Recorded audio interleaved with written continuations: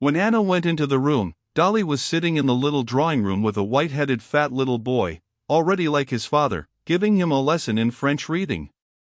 As the boy read, he kept twisting and trying to tear off a button that was nearly off his jacket. His mother had several times taken his hand from it, but the fat little hand went back to the button again. His mother pulled the button off and put it in her pocket. "Keep your hands still, Grisha," she said, and she took up her work, a coverlet she had long been making. She always set to work on it at depressed moments, and now she knitted at it nervously, twitching her fingers and counting the stitches. Though she had sent word the day before to her husband that it was nothing to her whether his sister came or not, she had made everything ready for her arrival, and was expecting her sister-in-law with emotion. Dolly was crushed by her sorrow, utterly swallowed up by it. Still she did not forget that Anna, her sister-in-law, was the wife of one of the most important personages in Petersburg, and was a Petersburg grande dame. And, thanks to this circumstance, she did not carry out her threat to her husband, that is to say, she remembered that her sister-in-law was coming. And, after all, Anna is in no wise to blame, thought Dolly. I know nothing of her except the very best, and I have seen nothing but kindness and affection from her towards myself. It was true that as far as she could recall her impressions at Petersburg at the Karenins, she did not like their household itself. There was something artificial in the whole framework of their family life. But why should I not receive her? If only she doesn't take it into her head to console me, thought Dolly. All consolation and counsel and Christian forgiveness, all that I have thought over 1,000 times, and it's all no use. All these days Dolly had been alone with her children. She did not want to talk of her sorrow, but with that sorrow in her heart she could not talk of outside matters. She knew that in one way or another she would tell Anna everything, and she was alternately glad at the thought of speaking freely, and angry at the necessity of speaking of her humiliation with her, his sister, and of hearing her ready-made phrases of good advice and comfort. She had been on the lookout for her, glancing at her watch every minute, and, as so often happens, let slip just that minute when her visitor arrived, so that she did not hear the bell. Catching a sound of skirts and light steps at the door, she looked round, and her careworn face unconsciously expressed not gladness, but wonder. She got up and embraced her sister-in-law. "What, here already?" she said as she kissed her. "Dolly, how glad I am to see you." "I am glad, too," said Dolly, faintly smiling, and trying by the expression of Anna's face to find out whether she knew. Most likely she knows, she thought, noticing the sympathy in Anna's face. "Well, come along, I'll take you to your room," she went on, trying to defer as long as possible the moment of confidences. "Is this Grisha?" "Heavens, how he's grown," said Anna, and kissing him, never taking her eyes off Dolly, she stood still and flushed a little. "No, please, let us stay here." She took off her kerchief and her hat, and catching it in a lock of her black hair, which was a mass of curls, she tossed her head and shook her hair down. "You are radiant with health and happiness," said Dolly, almost with envy. "Yes," said Anna. "Merciful heavens, Tanya! You're the same age as my Seryoza," she added, addressing the little girl as she ran in. She took her in her arms and kissed her. "Delightful child, delightful. Show me them all."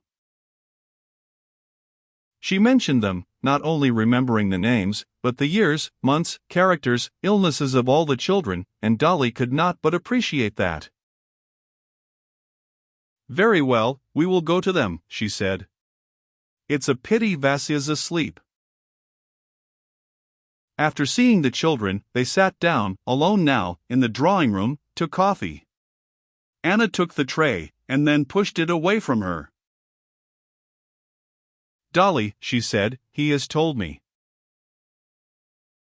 Dolly looked coldly at Anna. She was waiting now for phrases of conventional sympathy, but Anna said nothing of the sort. "Dolly, dear," she said, "I don't want to speak for him to you, nor to try to comfort you, that's impossible. But, darling, I'm simply sorry, sorry from my heart for you." Under the thick lashes of her shining eyes tears suddenly glittered.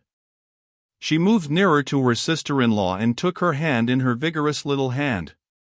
Dolly did not shrink away, but her face did not lose its frigid expression. She said, "To comfort me's impossible. Everything's lost after what has happened, everything's over." And directly she had said this, her face suddenly softened. Anna lifted the wasted, thin hand of Dolly, kissed it and said, "But, Dolly, what's to be done, what's to be done? How is it best to act in this awful position? That's what you must think of."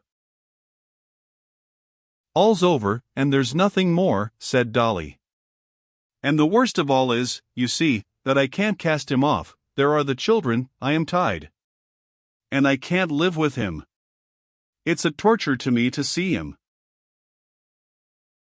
"Dolly, darling, he has spoken to me, but I want to hear it from you. Tell me about it." Dolly looked at her inquiringly. Sympathy and love unfeigned were visible on Anna's face. "Very well," she said all at once. "But I will tell you it from the beginning. You know how I was married. With the education Mama gave us, I was more than innocent, I was stupid. I knew nothing. I know they say men tell their wives of their former lives, but Stiva," she corrected herself, "Stepan Arkadyevitch told me nothing. You'll hardly believe it, but till now I imagined that I was the only woman he had known. So I lived 8 years. You must understand that I was so far from suspecting infidelity, I regarded it as impossible, and then try to imagine it, with such ideas, to find out suddenly all the horror, all the loathsomeness. You must try and understand me. To be fully convinced of one's happiness, and all at once," continued Dolly, holding back her sobs, "to get a letter, his letter to his mistress, my governess. No, it's too awful." She hastily pulled out her handkerchief and hid her face in it. "I can understand being carried away by feeling," she went on after a brief silence, "but deliberately, slyly deceiving me, and with whom? To go on being my husband together with her, it's awful. You can't understand." "Oh, yes, I understand. I understand. Dolly, dearest, I do understand," said Anna, pressing her hand. "And do you imagine he realizes all the awfulness of my position?" Dolly resumed. "Not the slightest. He's happy and contented." "Oh, no!" Anna interposed quickly. "He's to be pitied, he's weighed down by remorse." "Is he capable of remorse?" Dolly interrupted, gazing intently into her sister-in-law's face. "Yes. I know him. I could not look at him without feeling sorry for him. We both know him. He's good-hearted, but he's proud, and now he's so humiliated. What touched me most?" And here Anna guessed what would touch Dolly most. "He's tortured by 2 things, that he's ashamed for the children's sake, and that, loving you, yes, loving you beyond everything on earth," she hurriedly interrupted Dolly, who would have answered, "He has hurt you, pierced you to the heart. No, no, she cannot forgive me," he keeps saying." Dolly looked dreamily away beyond her sister-in-law as she listened to her words. "Yes, I can see that his position is awful. It's worse for the guilty than the innocent," she said, "if he feels that all the misery comes from his fault. But how am I to forgive him? How am I to be his wife again after her? For me to live with him now would be torture, just because I love my past love for him." And sobs cut short her words. But as though of set design, each time she was softened she began to speak again of what exasperated her. "She's young, you see, she's pretty," she went on. "Do you know, Anna, my youth and my beauty are gone, taken by whom? By him and his children. I have worked for him, and all I had is gone in his service, and now of course any fresh, vulgar creature has more charm for him. No doubt they talked of me together, or, worse still, they were silent. Do you understand? Again her eyes glowed with hatred. And after that he will tell me. What? Can I believe him? Never. No, everything is over, everything that once made my comfort, the reward of my work, and my sufferings. Would you believe it? I was teaching Grisha just now. Once this was a joy to me, now it is a torture. What have I to strive and toil for? Why are the children here? What's so awful is that all at once my heart's turned, and instead of love and tenderness, I have nothing but hatred for him. Yes, hatred. I could kill him. Darling Dolly, I understand, but don't torture yourself. You are so distressed, so overwrought, that you look at many things mistakenly. Dolly grew calmer, and for 2 minutes both were silent. What's to be done? Think for me, Anna, help me. I have thought over everything, and I see nothing. Anna could think of nothing, but her heart responded instantly to each word, to each change of expression of her sister-in-law. One thing I would say, began Anna. I am his sister, I know his character, that faculty of forgetting everything, she waved her hand before her forehead, that faculty for being completely carried away, but for completely repenting too. He cannot believe it, he cannot comprehend now how he can have acted as he did. No, he understands, he understood. Dolly broke in. But you are forgetting me, does it make it easier for me? Wait a minute. When he told me, I will own I did not realize all the awfulness of your position. I saw nothing but him, and that the family was broken up.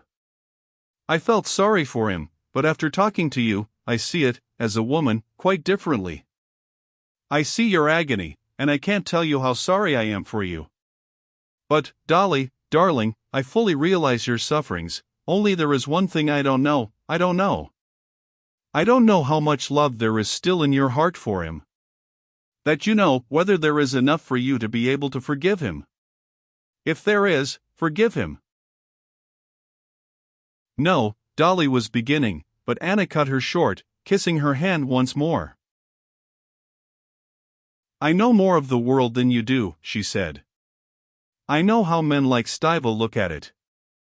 You speak of his talking of you with her. That never happened. Such men are unfaithful, but their home and wife are sacred to them. Somehow or other these women are still looked on with contempt by them, and do not touch on their feeling for their family. They draw a sort of line that can't be crossed between them and their families. I don't understand it, but it is so. Yes, but he has kissed her. Dolly, hush, darling. I saw Stiva when he was in love with you.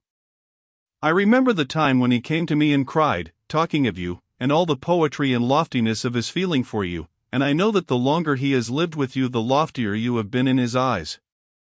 You know we have sometimes laughed at him for putting in at every word, Dolly's a marvelous woman. You have always been a divinity for him, and you are that still, and this has not been an infidelity of the heart. But if it is repeated? It cannot be, as I understand it. Yes, but could you forgive it? I don't know, I can't judge. Yes, I can, said Anna, thinking a moment, and grasping the position in her thought and weighing it in her inner balance, she added, yes, I can. Yes, I could forgive it. I could not be the same, no, but I could forgive it, and forgive it as though it had never been at all. Oh, of course, Dolly interposed quickly, as though saying what she had more than once thought, else it would not be forgiveness. If one forgives, it must be completely. Come, let us go, I'll take you to your room, she said, getting up, and on the way she embraced Anna. My dear, how glad I am you came. It has made things better, ever so much better.